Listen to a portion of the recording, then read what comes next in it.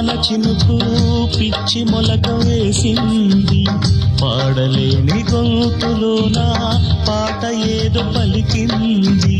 గుండె ఒక్కటున్న చాలు గొంతు తానే పాడగలదు, మాటలన్నీ దాచుకుంటే పాట నీవే రాయగలవు.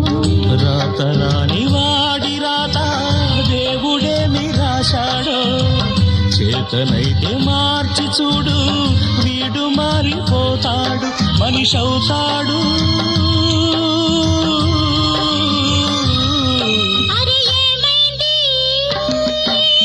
మనసు రెక్కలకి ఎక్కడికో ఎగిరింది.